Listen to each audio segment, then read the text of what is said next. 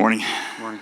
I'll just first start out, Lane, if you can talk about this. What plan is in place right now for Berkeley now that he's passed the 9-game mark and how he fits into this team long-term here for the season? It doesn't change. The plan doesn't change. Continue progressing, continue learning, continue to get stronger, continue to practice against National Hockey League players, and, we'll continue to progress his game in game as well. And following up on that, what parts of his game are giving you confidence that he can be reliable in high-leverage spots?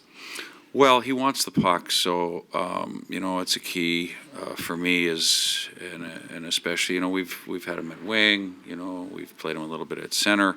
As a centerman, you want to drive the play down the ice, and you want the puck. And it's like I say, I've said it before. For a young guy, it's an admirable quality, and he can make plays. He makes little plays. He made a couple of little plays in Dallas the other night as well. So.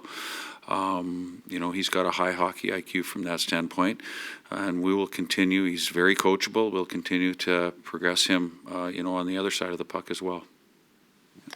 Morning, Lane. Morning.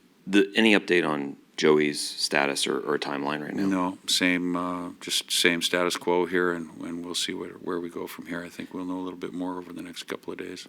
Just for clarification purposes, because it happened after you guys had left on the road trip, was his injury something that came out of the game on Wednesday, or was that something that came from practice on Thursday? Game. It was the game. Mm-hmm. And what did you make of Riker returning the lineup over the weekend and how he looked getting back out Played there? well. He looked, he kind of looked like he hadn't missed a beat. He stayed in great shape. His skating is elite. And I thought he played 2 solid games. Not an easy way to come back to play in back-to-backs, but he certainly did a good job.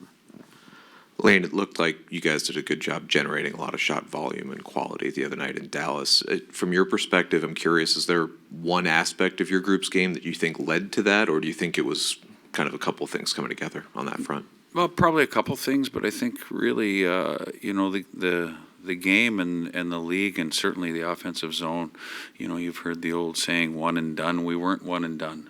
You have to recover pucks, and you have to hound pucks. We've talked about that here over the course of the first 15 games, how we need to stay on pucks more, and I thought we did a much better job of that.